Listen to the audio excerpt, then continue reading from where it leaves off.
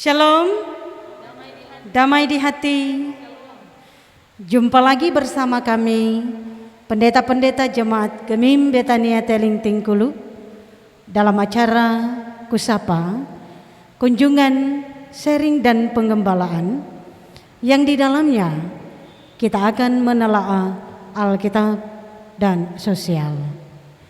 Dengan harapan acara ini bisa menambah wawasan kita semua untuk lebih mengenal kehendak Tuhan, keselamatan dari Tuhan dalam hidup kita ini. Dan baik, kita awali acara ini dengan menyanyi dan berdoa. Kita melakukan kidung pujian, alangkah indah hidup rukun. Alangkah indah hidup rukun, berdampingan penuh damai, tanpa memandang suku bangsa, kedudukan, kehormatan. Di mata Tuhan kita sama, tiada ada yang berbeda. Kita semua dicintainya, disayang siang dan malam. Torang semua basudara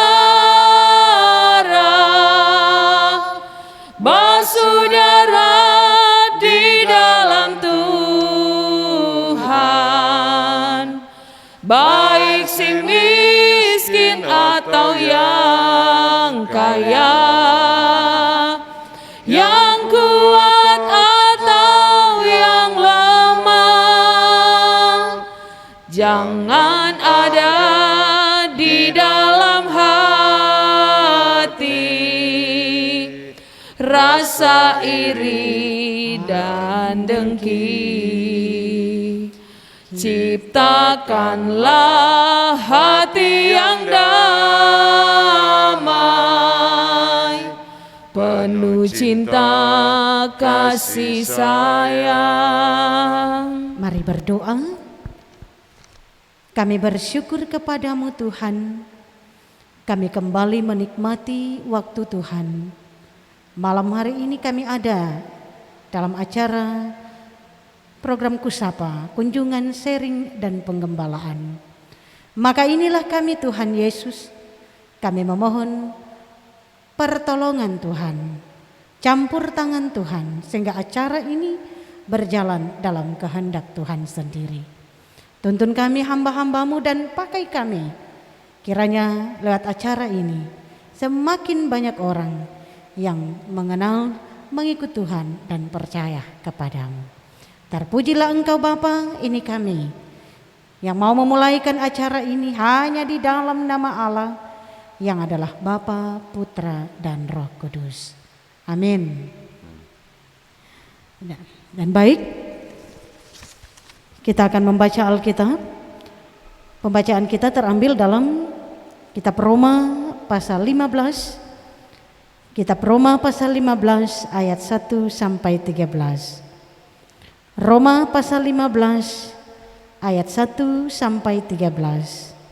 Lembaga Alkitab Indonesia memberi judul Orang yang Lemah dan Orang yang Kuat. Kita yang kuat wajib menanggung kelemahan orang yang tidak kuat, dan jangan kita mencari kesenangan kita sendiri. Setiap orang di antara kita harus mencari kesenangan sesama kita demi kebaikannya untuk membangunnya. Karena Kristus juga tidak mencari kesenangannya sendiri, tetapi seperti ada tertulis, kata-kata cercaan mereka yang mencerca engkau telah mengenai aku. Sebab segala sesuatu yang ditulis dahulu telah ditulis untuk menjadi pelajaran bagi kita, supaya kita teguh berpegang pada pengharapan oleh ketekunan dan penghiburan dari kitab suci. Semoga Allah yang adalah sumber ketekunan dan penghiburan mengaruniakan kerukunan kepada kamu sesuai dengan kehendak Kristus Yesus, sehingga dengan satu hati dan satu suara kamu memuliakan Allah dan Bapa Tuhan kita Yesus Kristus. Sebab itu terimalah satu akan yang lain, sama seperti Kristus juga telah menerima kita untuk kemuliaan Allah. Yang aku maksudkan ialah bahwa oleh karena kebenaran Allah Kristus telah menjadi pelayan orang-orang bersunat untuk mengokohkan janji yang telah diberikannya kepada nenek moyang kita, dan untuk memungkinkan bangsa-bangsa supaya mereka memuliakan Allah karena rahmat-Nya, seperti ada tertulis, sebab itu aku akan memuliakan engkau di antara bangsa-bangsa dan menyanyikan mazmur bagi namamu. Dan selanjutnya, bersukacitalah hai bangsa-bangsa dengan umat-Nya. Dan lagi, pujilah Tuhan hai kamu semua bangsa-bangsa, dan biarlah segala suku bangsa memuji Dia. Dan selanjutnya kata Yesaya, taruk dari pangkal Isai akan terbit, dan ia akan bangkit untuk memerintah bangsa-bangsa, dan kepadanyalah bangsa-bangsa akan menaruh harapan. Semoga Allah sumber pengharapan memenuhi kamu dengan segala sukacita dan damai sejahtera dalam iman kamu, supaya oleh kekuatan Roh Kudus kamu berlimpah-limpah dalam pengharapan. Demikianlah firman Tuhan, dan saat ini kita akan masuk alasan pemilihan tema. Tema kita spiritual kerukunan, satu hati, satu suara.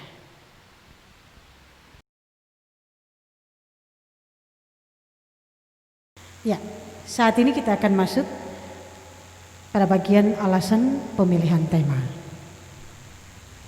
Mungkin ada dari teman-teman pendeta yang bisa menjelaskan alasan tema kita saat ini. Tema kita berangkat dari Roma 15 ayat 1 sampai 13 adalah spiritualitas kerukunan. Satu hati, satu suara. Tema ini sangat kontekstual, sangat relevan dengan kehidupan berjemaat dan kehidupan bermasyarakat. Kita mungkin dapat menyoroti dari 4 aspek. Aspek yang pertama, bahwa kita hadir di tengah-tengah masyarakat Indonesia yang multikultural.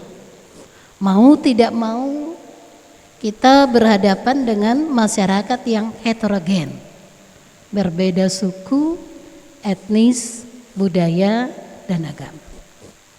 Tetapi juga kita berada pada satu tahapan demokrasi, di mana pada tanggal 9 Desember nanti kita akan memilih gubernur dan wakil gubernur Sulawesi Utara,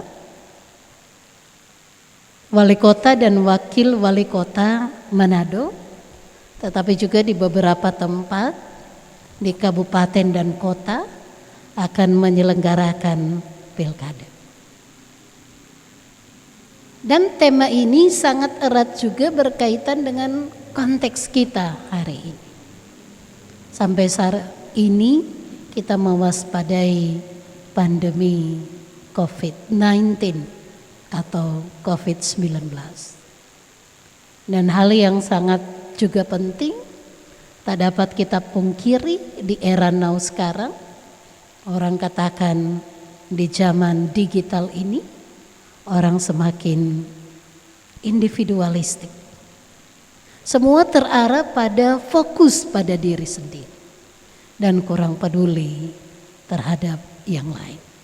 Jadi saya melihat hal-hal yang seperti ini dan diberi kesempatan teman-teman untuk kita menggali lebih dalam tentang 4 aspek yang berkaitan dengan tema kita.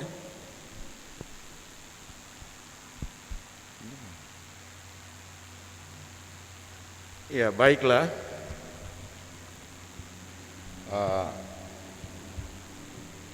Sebenarnya inilah realitas yang harus kita syukuri sebagai warga bangsa di Negara Kesatuan Republik Indonesia. Walaupun kita sangat majemuk, terdiri dari berbagai suku bangsa, agama, kepercayaan, tetapi di tengah-tengah keberagaman itu kita dipersatukan. Dan inilah pelajaran yang indah bagi kita. Sesungguhnya kehidupan yang rukun dan damai itu adalah cita-cita kita bersama dalam kehidupan berbangsa dan bernegara. Karena itu seharusnya tidak boleh menjadi alasan perbedaan yang ada itu membuat kita saling bermusuhan atau bertentangan satu terhadap yang lain. Itulah kekayaan anugerah Tuhan dalam kehidupan kita di tengah-tengah bangsa dan negara ini. Jadi adalah tidak mungkin sama sekali kalau kita harus menjadi sama atau menjadi seragam, serupa semua bangsa di Indonesia ini. Tetapi kemajemukan itu, keragaman itu dibingkai dalam kehidupan sebagai satu bangsa, bangsa yang satu. Jadi perbedaan itu tidak perlu dibeda-bedakan, tetapi disyukuri. Dan kita tidak mungkin menjadi sama, tetapi kita sangat mungkin bersama-sama. Terima kasih.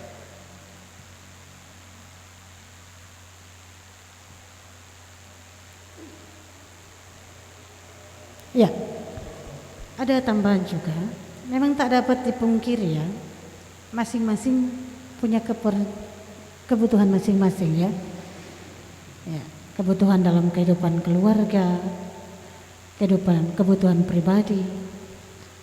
Nah kadangkala kebutuhan pribadi ini yang terkadang menuntun seseorang tidak lagi memperhatikan orang lain demi memuaskan kepentingan pribadi, ya, tidak lagi melihat orang lain, ya. Dan karena itu memang perlu diajak di sini tentang kerukunan itu.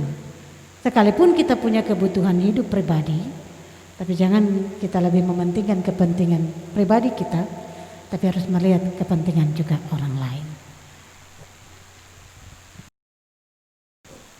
Kita berada pada konteks sosial politik, terutama berkaitan dengan pilkada yang akan dilaksanakan pada tanggal 9 Desember 2020 nanti. Kita tahu bersama bahwa ada begitu banyak pasangan calon, baik Provinsi Sulawesi Utara maupun kabupaten kota, termasuk Kota Manado. Dan kita melihat bahwa tema ini menuntun kita untuk merangkul setiap perbedaan.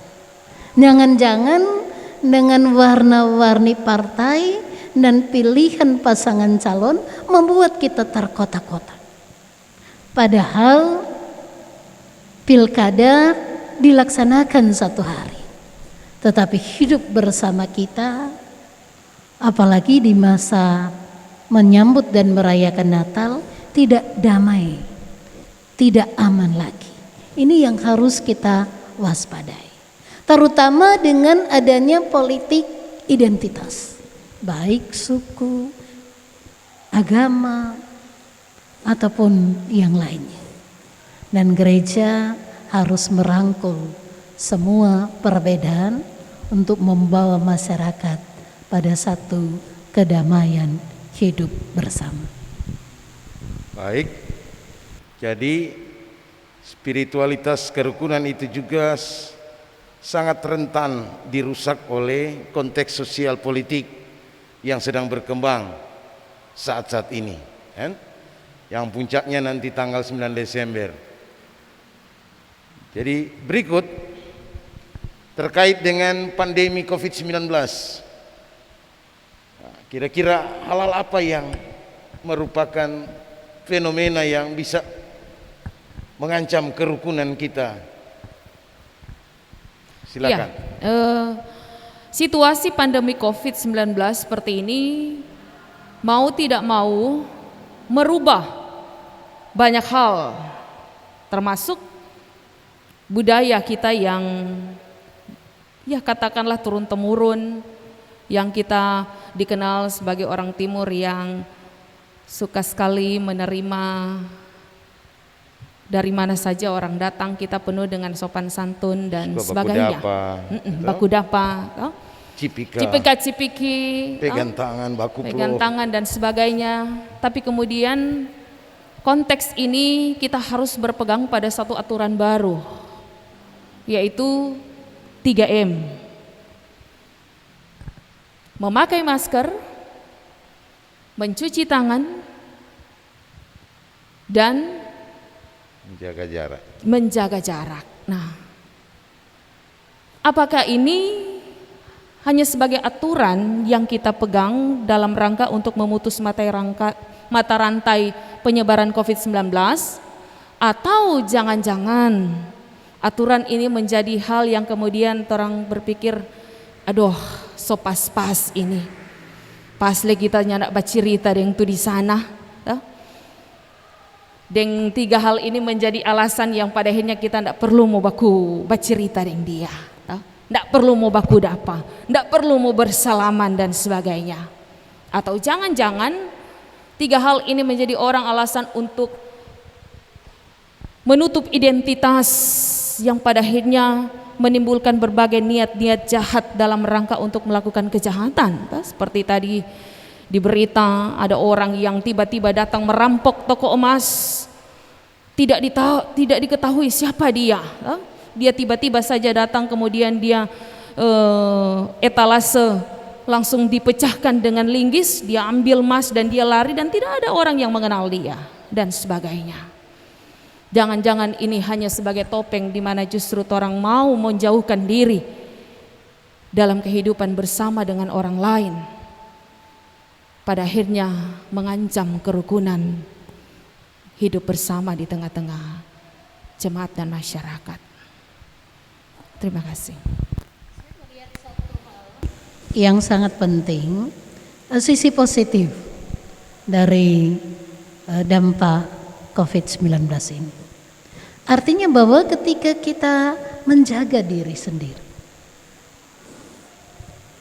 memakai masker, mencuci tangan, jaga jarak, itu sebenarnya adalah kita juga sementara menjaga orang lain. Kita menyelamatkan diri dalam rangka menyelamatkan orang lain. Jadi ini mungkin harus kita lihat dari sisi positif. Jadi jangan melihat memakai masker, cuci tangan sebagai beban kita, tetapi sebagai bentuk tanggung jawab sosial untuk orang lain. Ya, mungkin Pendeta Siska mau tambahkan. Iya. Kita tahu bahwa dalam kehidupan bermasyarakat kita sering mendapati kelompok yang bisa katakan pertama kelompok yang berkelebihan, tapi ada juga kelompok yang berkekurangan ya, dalam masyarakat ya. Dan kadang-kadang kenyataan ini sering terjadi berbagai gesekan ya. Ada ketika menganggap berkelebihan, hebat, terkadang menyepelekan yang lain, yang apalagi bilang yang lemah, ya, yang berkekurangan. Tapi juga terkadang dari pihak yang berkekurangan kadang-kadang ada perasaan minder, ya, menganggap ada diri kita kuat, ya, orang susah, ya, sehingga mau bergaul dengan yang kaum yang berkelebihan soni mau, ya. Nah, ini yang menjadi tanda awas bagi kita, sebab ya, Tuhan kan menghendaki kita harus berinteraksi, ya, tidak hidup secara individu, ya, harus berinteraksi dengan siapapun, ya, supaya itu kerukunan benar-benar dinikmati. Itu damai itu benar-benar dinikmati, bukan cuma untuk satu orang tapi untuk banyak orang. Ya, bagaimanapun juga memang harus kita akui pandemi COVID ini cukup berdampak, bisa merusak hal-hal yang terkait dengan kehidupan bersama, kehidupan kerukunan, termasuk kita dilarang berkumpul-kumpul seperti ibadah banyak orang kan. Ini bisa menjadi alasan orang untuk kemudian melupakan kebiasaan berkumpul dan beribadah. Walaupun kita menganjurkan kalau tidak bisa berkumpul, mengikuti ibadah atau melaksanakan ibadah di rumah. Nah, kemudian kecenderungan individualisme juga mementingkan diri sendiri memang merupakan satu gaya hidup sekarang ini, ya kan? Di mana orang, sedangkan seorang pejabat atau seorang yang sudah kita kenal menggunakan kendaraan kan dia tutup kaca saja, semua jadi bahan cerita, kan? Padahal dia wajib menutup kaca karena supaya di dalam ada ruangan ber-AC kan, jangan sampai masuk debu, lainnya percuma. Ini demi keamanan dan kenyamanan kan itu. Nah, orang mengira karena tutup kaca dope sombong dia. Nah, kesan-kesan seperti ini. Silakan mungkin terkait individualisme dewasa ini ada yang mau menambahkan? Ada satu slogan yang berkata, dari saya, oleh saya, dan untuk saya. Itu sifatnya manusia modern sekarang. Semua untuk saya. Apa yang kita lakukan untuk saya. Dan tidak pernah berpikir untuk memberi ruang dan tempat bagi yang lain. Karena itu individualistik seperti ini atau cara hidup yang egosentris seperti ini merusak spiritualitas kerukunan. Dan gereja harus mengingatkan jemaat tentang pentingnya membangun kerukunan. Ya, saya percaya sudah cukup ya penjelasan-penjelasan kita tentang alasan pemilihan tema.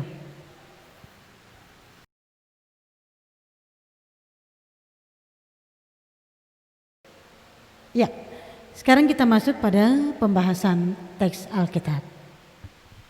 Baik, teman-teman dan jemaat serta pelayan khusus yang menyaksikan program ini, marilah kita fokus sekarang untuk melihat teks atau tulisan bagian pembacaan kita.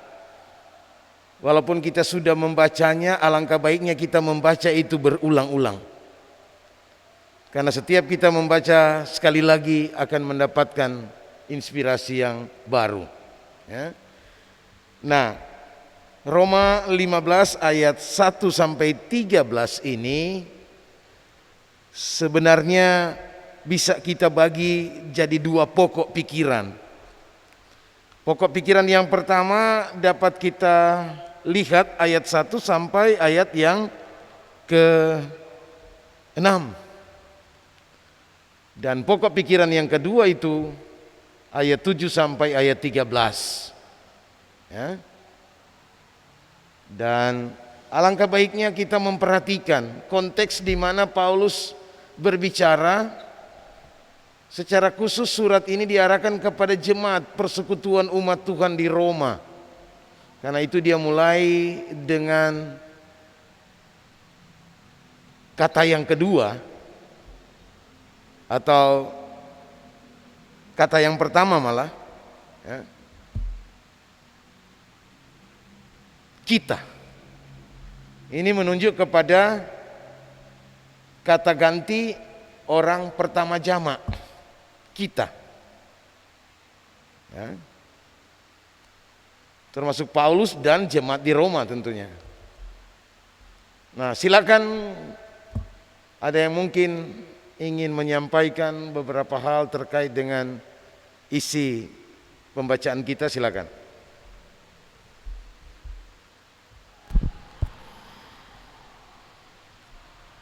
Ya, dalam konteks Roma,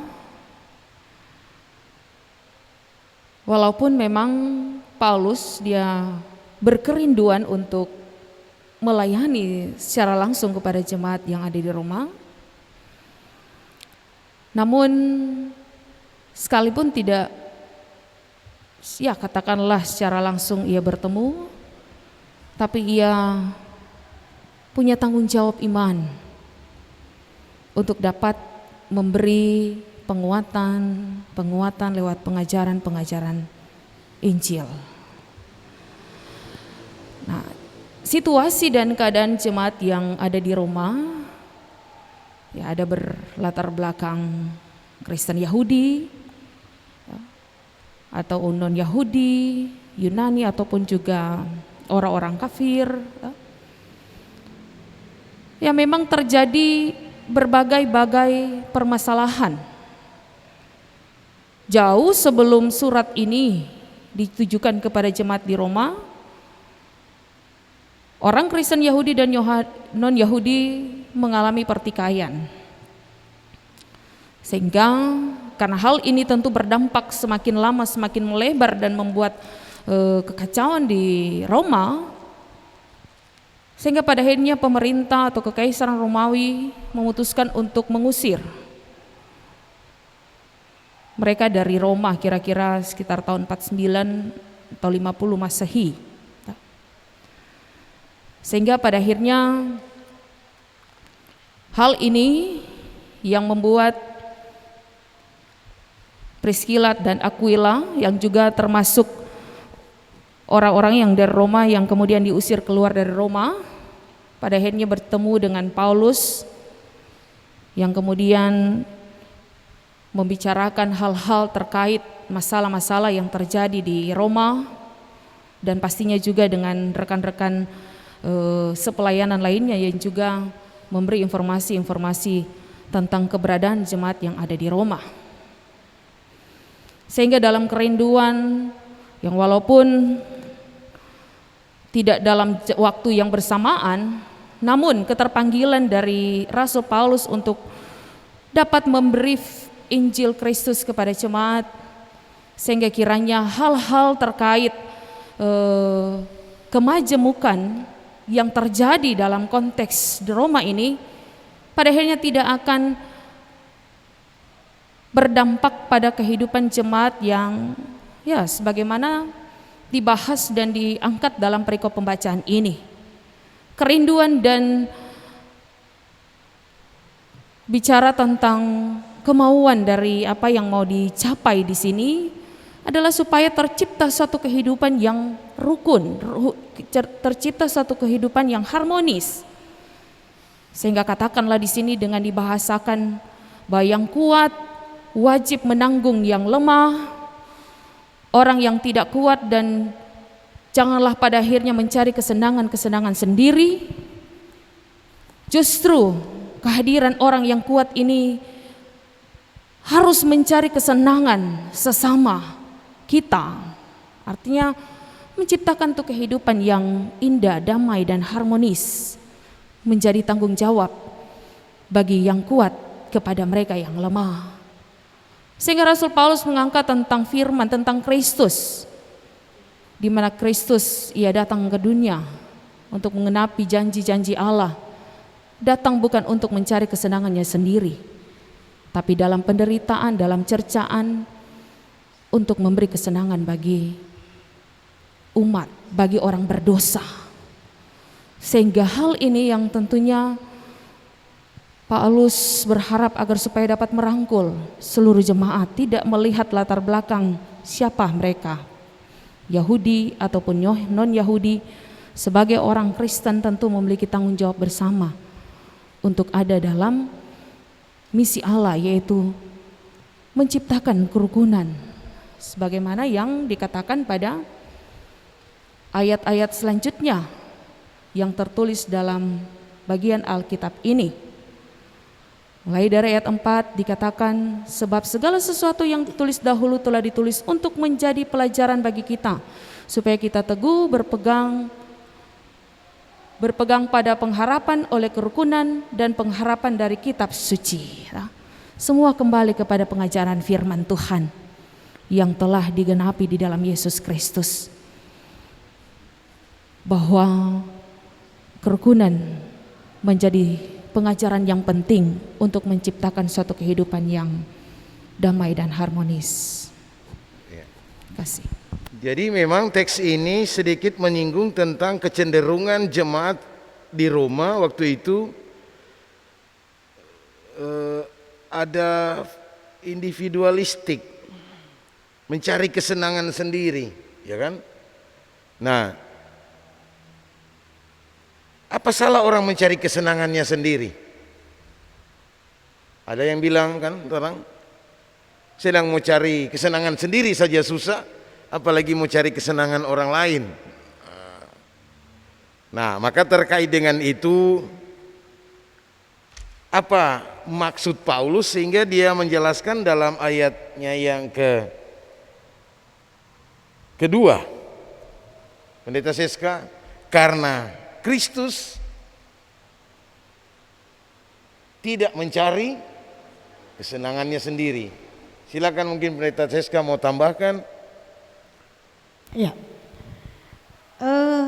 saya melihat di sini pertama, maaf saya mau kembali ke yang kuat ya. Paulus dia bilang dia dikelompokkan yang kuat. Kuat di sini bukan dalam pengertian kuat fisik, sebab Paulus merasa dia secara fisik lemah manusia.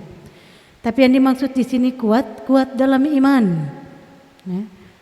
Saya melihat di sini Paulus mengatakan kuat, tapi kuat dalam iman. Nah, iman ini Paulus sadari dia terima dari Yesus Kristus. Ya. Dan karena itu menyadari bahwa apa yang dimiliki, apa yang Paulus boleh peroleh ini dari Tuhan sendiri, maka seperti dalam ayat yang kedua tadi, ya.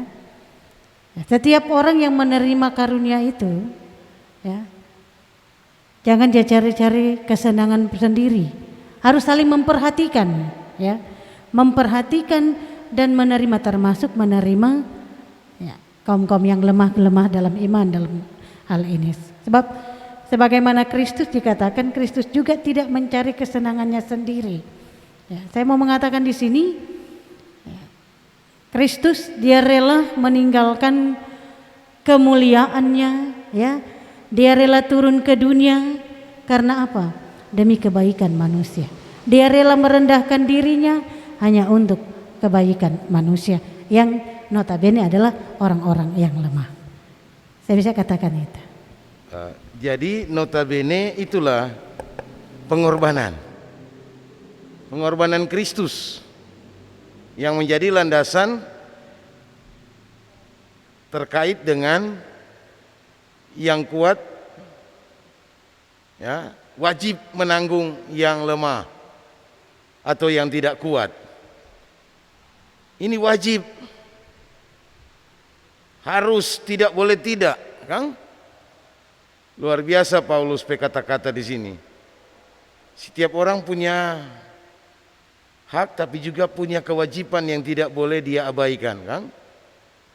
Nah, jadi memang kecenderungan individualistik itu sangat ditolak di tengah-tengah kehidupan berjemaat, kan?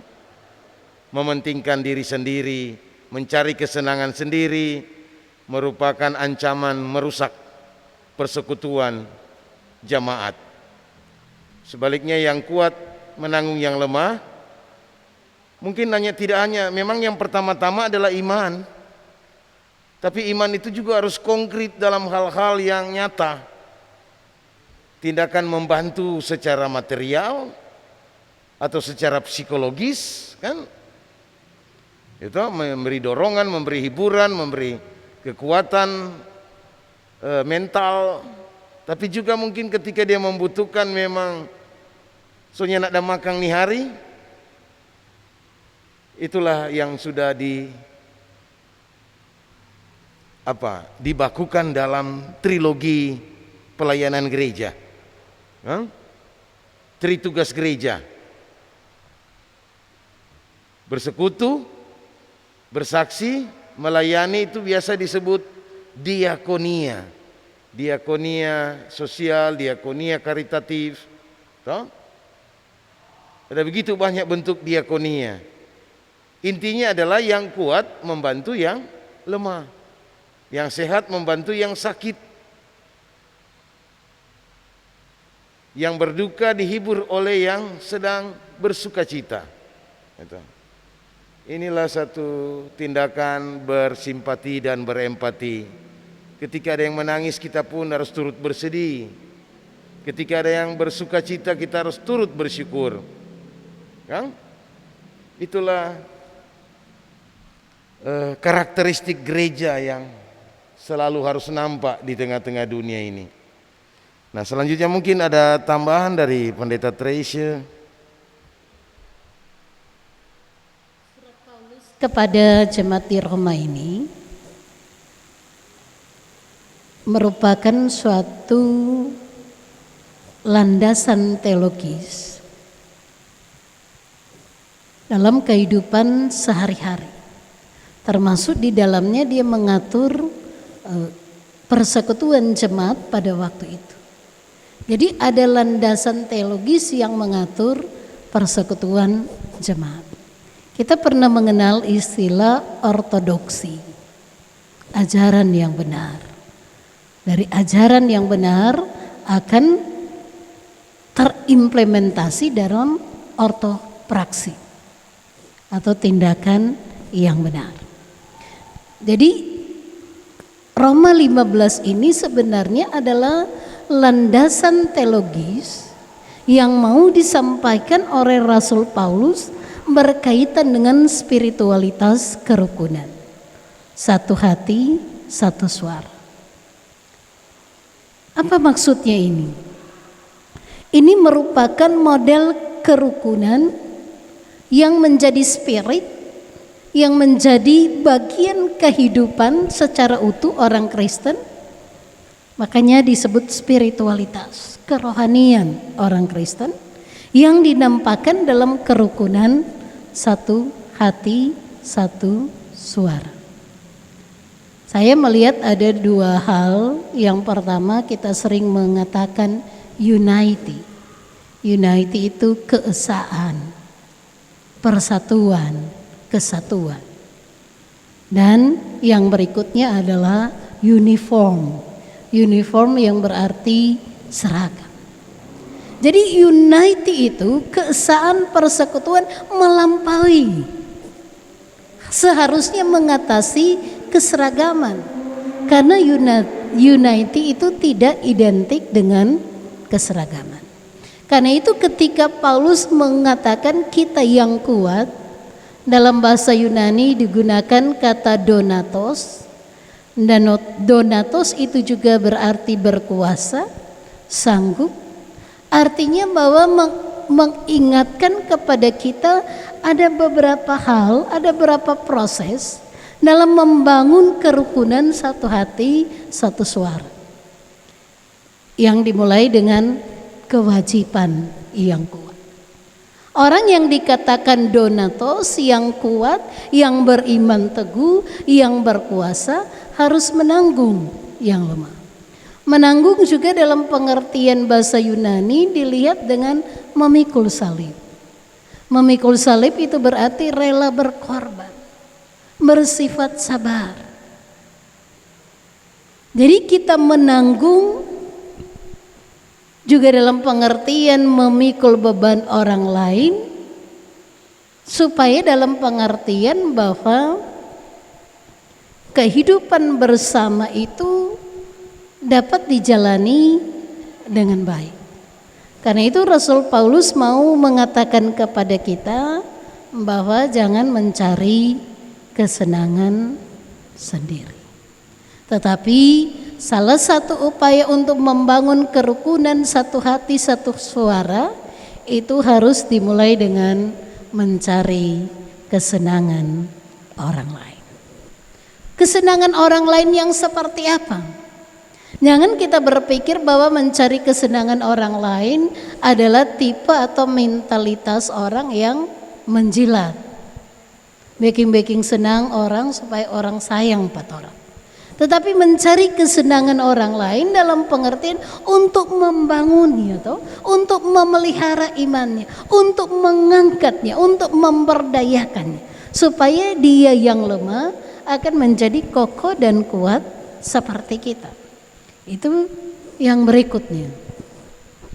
Bahwa cara yang berikut dalam membangun kerukunan satu hati satu suara adalah meneladani Kristus. Ini harga mati. Jadi kalau Paulus menggunakan kata wajib, kata harus, maka model yang pertama untuk membangun kerukunan satu hati satu suara, contohnya adalah pada Kristus. Hanya Kristuslah model yang paling tepat dalam kita berpikir, berucap, dan bertindak. Kristus tidak mencari kesenangannya sendiri, tetapi Kristus melakukannya untuk berkorban demi kita. Gereja orang percaya harus hidup seperti Kristus, mencari kesenangan orang lain untuk membangun imannya, untuk mengangkat dan memberdayakannya.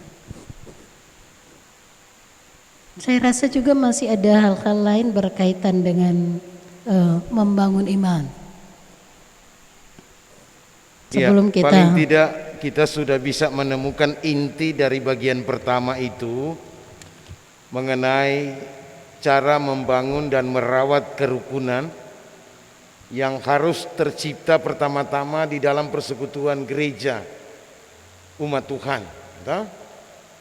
Bahwa perbedaan itu tidak boleh dibeda-bedakan. Perbedaan itu sesuatu yang dikaruniakan Tuhan yang harus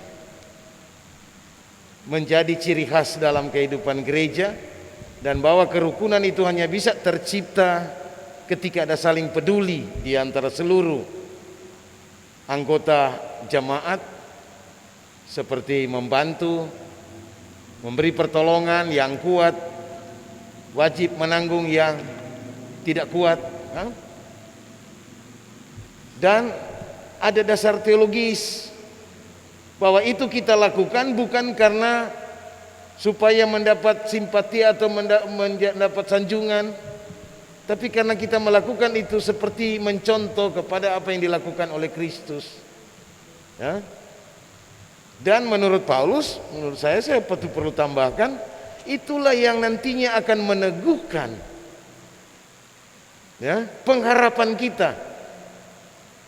Karena paling tidak kita sekarang ini atau gereja masa lalu juga ada dalam perjalanan pengharapan. Nah, ketika kita melakukan hal-hal itu, kita sedang meneguhkan, kita sedang mengokohkan pengharapan Kristiani kita, bahwa kita adalah orang-orang yang bertekun dalam pengharapan, kan? Sehingga Paulus memberkati dengan ucapan, semoga Allah Bapa dalam Yesus Kristus, sumber penghiburan, sumber ketekunan, menyertai kita semua yang mau hidup rukun, damai, konkret dalam hal saling peduli satu terhadap yang lain. Tidak ragu-ragu ketika harus berkorban bagi orang lain. Sekira itu inti bagian pertama yang nanti akan kita tambahkan dalam uraian sebentar. Bolehkah ada yang menambahkan lagi untuk bagian yang kedua? Kalau tadi wajib menanggung, maka sekarang Paulus menggunakan kata yang lain mulai ayatnya yang ke-8. Saya rasa sebelum kita beranjak pada ayat ke-8, mari kita melihat bacaan sebelumnya. Ketika Paulus berdoa dan memberi berkat, dalam doanya dikatakan bahwa Allah mengaruniakan kerukunan kepada kamu. Walaupun kita wajib berusaha untuk membangun kerukunan, tetapi kerukunan adalah semata-mata karunia Allah. Kemudian yang kedua, apa yang dimaksudkan dengan satu hati, satu suara?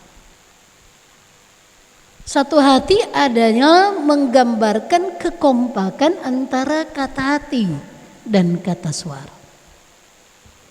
Tetapi juga menunjukkan adalah satu kesatuan antara hati kita, tetapi juga suara kita atau tindakan kita. Di mana kita boleh bersatu? Kita boleh dipersatukan bukan atas dasar kepentingan politik. Kita boleh dipersatukan bukan atas dasar kepentingan orang per orang. Tetapi kita dipersatukan sekali lagi karena kehendak Kristus. Dan karena kehendak Kristus inilah, maka ketika kita menjadi satu hati, satu suara, hidup kompak, rukun, sehati, sejiwa, maka disitulah Allah dimuliakan. Dan ketika Allah dimuliakan, disitulah hadir keselamatan untuk semua bangsa. Kita menggunakan istilah teologi keselamatan universal. Kalau orang Yahudi mengenal istilah keselamatan dalam pengertian partikularistik, cuma 2 orang diselamatkan. Tetapi Paulus melihat lebih luas, lebih jauh lagi dari mereka yang diselamatkan, maka akan berdampak pada keselamatan secara universal. Ya, saya kira sudah cukup penjelasan tentang bagian pertama itu, bahwa memang tujuannya kerukunan itu harus nampak dalam hal memuliakan Allah. Satu hati, satu suara, kompak. Betul? Jangan lain di mulut, lain di hati. Jadi baik masing-masing satu hati dan satu suara, sama dengan suara hati yang keluar di mulut, memuji memuliakan Allah. Dan jika semua anggota jemaat melakukan hal yang sama, maka itulah kerukunan. Jadi kerukunan juga itu bisa diikat ketika tujuannya memuliakan Allah. Tapi kalau masing-masing mencari kemuliaannya sendiri, so di situ tuh kehancuran. Nah, saya kira sudah cukup tambahan-tambahan ini terkait dengan kerukunan, satu hati satu suara. Satu hal yang mungkin bisa ditambahkan di sini, bicara juga tentang satu hati satu suara, berarti juga mengajak kita untuk saling menerima. Oh ya, itu bagian kedua. Saling menerima, artinya menerima bukan saja tuh kelebihan. Ketika ada orang yang merasa dia lebih, terbuka lebar-lebar orang untuk menerima dan menyambut dia. Sehingga ada orang yang penuh dengan kekurangan, orang so membatasi diri. Sehingga yang kuat memberi kesenangan kepada yang, atau berbicara tentang menguatkan dan memberi kesenangan kepada mereka yang lemah. Ya, di sini bahwa peran saling menerima artinya kita tidak hanya membatasi diri hanya untuk kepentingan diri sendiri. Karena saling menerima kita juga harus menerima kelebihan dan kekurangan orang lain. Dan di dalamnya tentu kita dituntut untuk saling menghargai, saling menghormati, saling mengasihi, ya. Sehingga benar-benar apa yang kita pahami, artinya itu yang ada di dalam hati kita, lewat firman yang kita dengar, yang kita pegang, yang kita simpan, itulah juga yang terwujud dengan satu suara bahwa ini torang ada karena Tuhan, bukan karena kita, atau bukan karena kita kelebihan, atau karena orang kelebihan, tetapi semua ada karena Tuhan. Sehingga penting sekali juga bahwa kita harus menerima satu dengan yang lain, sebagaimana Kristus menerima kita bukan karena orang kelebihan, tapi justru karena keberdosaan kita. Mungkin itu, terima kasih. Ya, jadi saling menerima adalah satu bentuk juga pengungkapan kebutuhan rohani, kebutuhan setiap orang. Saya teringat pada seorang yang bernama Abraham Maslow. Dia menyusun satu hierarki tentang kebutuhan. Kebutuhan yang pertama menyangkut kebutuhan jasmani, fisiologis. Kebutuhan yang kedua adanya rasa aman dan damai. Kebutuhan yang ketiga adalah untuk dicintai dan disayangi. Dan kebutuhan yang keempat dihargai. Dan yang kelima adalah aktualisasi diri. Jadi saling menerima itu saya melihat ada satu tingkatan yang ketiga, keempat, termasuk yang kelima dari hierarki kebutuhan menurut Abraham Maslow. Dan alangkah indahnya kalau hal itu dipraktekkan oleh orang percaya. Terima akang DP lebih, tetapi juga terima akang DP kurang. Jadi saya rasa dasar teologis yang tepat Pendeta Delsi telah ungkapkan sama jodeng Tuhan Yesus. Tidak membeda-bedakan kita, menerima kita seutuhnya, mengasihi dan menyelamatkan kita. Jadi pada bagian kedua ini untuk Paulus mau menambahkan agar supaya benar-benar kerukunan jemaat di Roma itu bisa terpelihara dengan baik.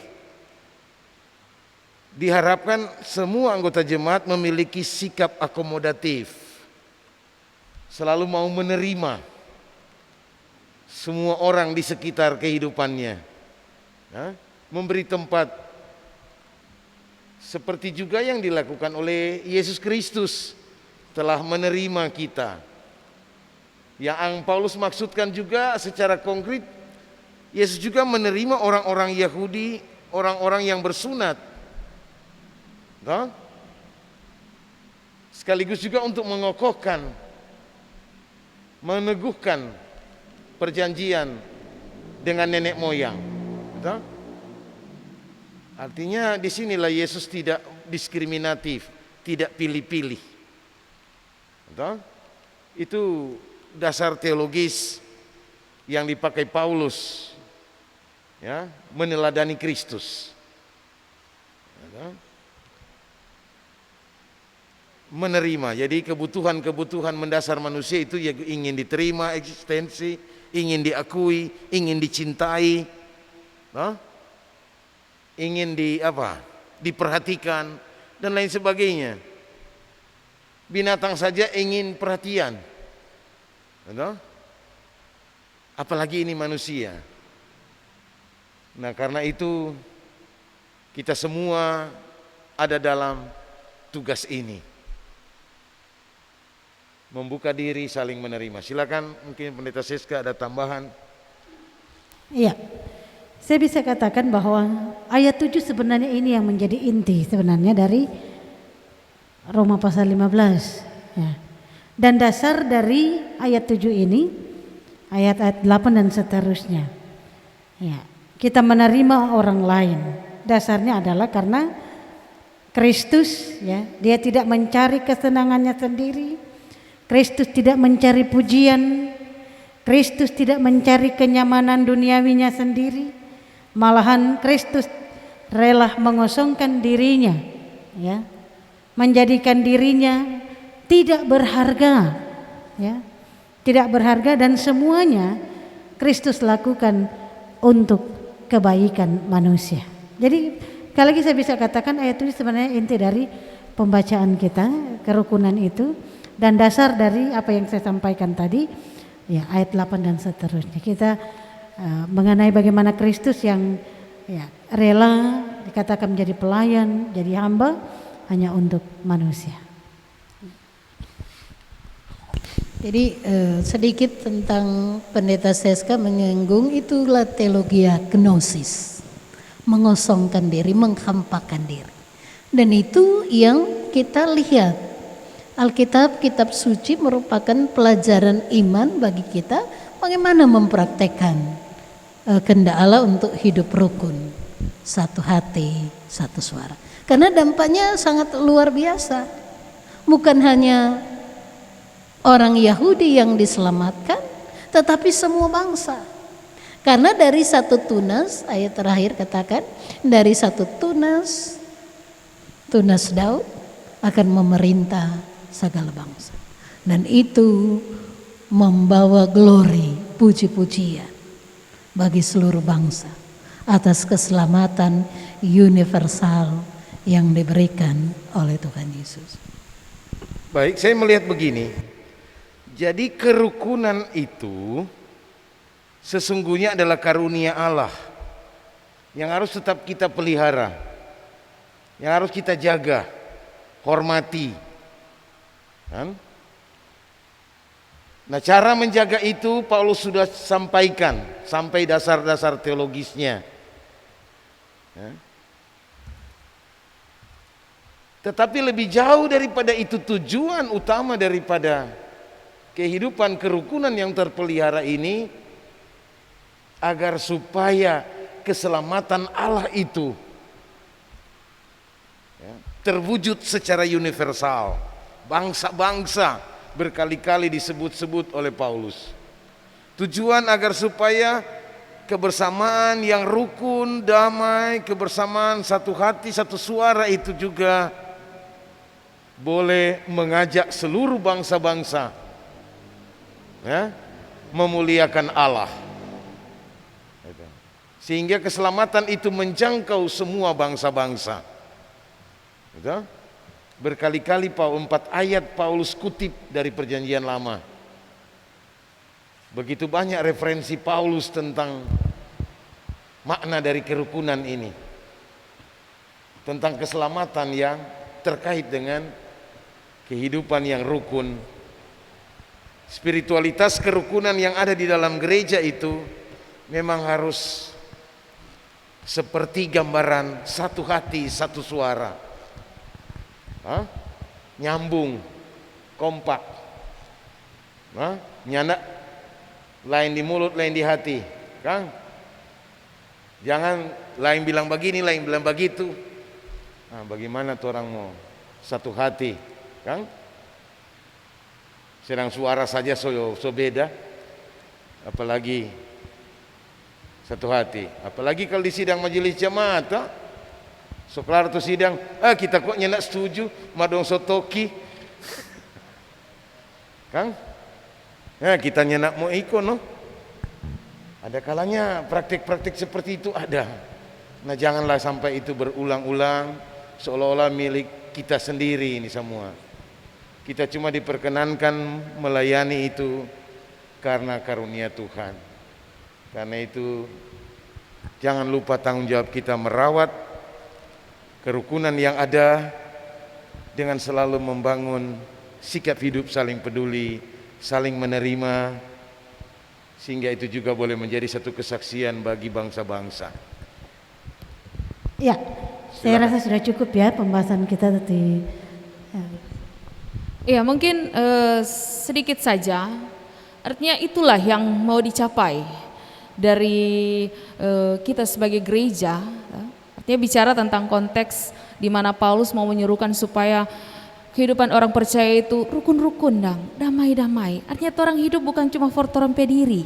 Kita ada di tengah-tengah dunia ini. Ada orang yang melihat kita, ada bangsa-bangsa lain. Sehingga karunia Allah yaitu kerukunan ini kiranya juga menjadi berkat. Seperti yang tadi pendeta bilang, menjadi kesaksian bagi bangsa-bangsa lain. Sehingga pada akhirnya bangsa-bangsa pun ikut memuliakan Allah. Dari kehadiran kita sebagai gereja yang bukan saja harapan Paulus di masa itu, tapi juga di masa kini. Karena indahnya itu hidup berdampingan, indahnya itu hidup ada baku-baku baik, iya Kang. Sama dengan itu lagu torang damai nyanyi tadi. Bahwa bukan berarti orang memaksakan bahwa ngan sampai iman mesti sama dengan kita, tidak. Tapi bagaimana dengan sikap kekristenan itu nampak benar dalam cara hidup sebagai orang percaya, itu tuh baku-baku baik. Yang tidak suka dan mau cari-cari tuh kerusuhan. Wah ternyata orang banyak bangsa lain mengenal orang Kristen itu memang cinta damai. Orang Kristen itu yang memang mau hidup dalam kerukunan, ndak dang tuh suka tuh baku-baku salah dan sebagainya. Sehingga betapa bahagianya kita, walaupun kondisi kita sedang mengalami ya konteks sosial yang majemuk, sosial politik yang ya sedang torang hadapi saat ini, yang pada akhirnya politik membuat kita berbeda tapi tidak akan memisahkan kita. Atau COVID ini yang torang mesti pakai masker, cuci tangan, jaga jarak, yang tidak membuat orang berjauhan dalam arti bahwa memang orang tidak bisa kontak, tapi orang punya satu hati untuk memuliakan Tuhan. Sehingga pada akhirnya indahnya itu kebersamaan dan kerukunan yang boleh kita wujud nyatakan dalam kehidupan ini. Makasih. Ya, saya rasa sudah cukup ya pembahasan kita untuk sesi yang kedua ini ya. Ya, sekarang kita masuk pada kesimpulan dari apa yang sudah kita bicarakan tadi. Yang menarik dari percakapan kita yang dilandasi dari pemahaman Roma 15 ini, yang pertama bahwa kerukunan itu karunia Tuhan. Kerukunan sebagai karunia Tuhan itu tidak pasif, tidak diterima serta-merta, tetapi sifatnya aktif. Artinya bahwa kerukunan itu harus diperjuangkan. Dan orang percaya, orang Kristen berada di garda terdepan menjadi agen pemersatu. Tetapi agen pemersatu bukan dalam pengertian semua jadi seragam, tetapi yang berbeda dapat disatukan. Tetapi kesatuan pada intinya adalah satu hati, satu suara, lebih mengarah kepada kehendak Kristus, bukan kehendak pribadi. Dan yang paling terakhir adalah keterpanggilan kita. Kita punya misi yang sama. Satu hati, satu suara dalam membangun kepedulian, dalam membangun kebersamaan. Satu hati, satu suara mengingatkan kita tanggung jawab pelayanan diakonia kita. Jadilah diakonos bagi orang lain. Jadilah sosok pribadi yang mau berkorban bagi orang lain. Dengan demikian, maka kerukunan satu hati, satu suara akan memuliakan Tuhan dan mengundang banyak orang untuk memuji dan memuliakan Dia, Allah yang hidup. Ya, demikianlah sharing kitab saat ini dengan tema kerukunan yang terambil dalam kitab Roma pasal 15 ayat 1 sampai 13, dengan harapan apa yang sudah disampaikan ini bisa menambah wawasan bagi kita semua. Dan mengakhiri jumpa kita saat ini, mari kita melakukan alangkah bahagianya hidup rukun dan damai. Alangkah bahagianya hidup rukun dan damai di dalam persaudaraan, bagai minyak yang harum.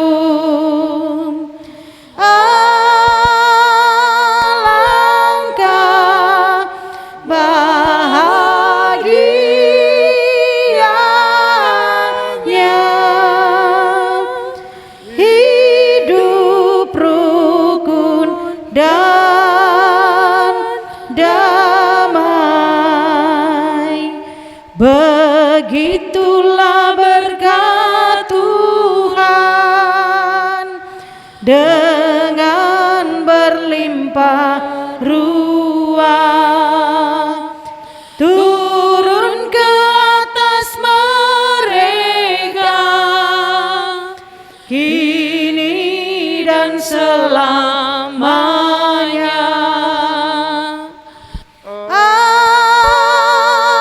Alangkah bahagianya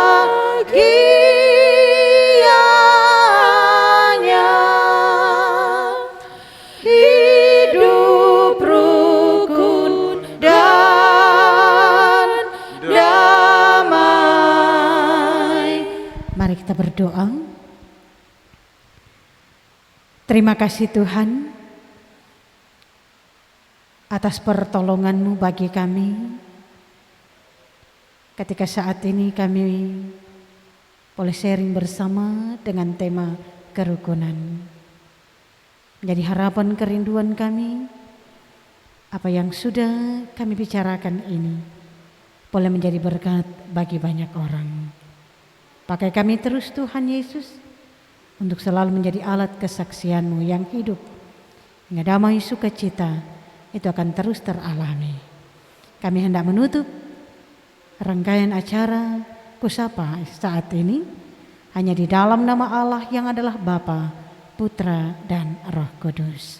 Amin.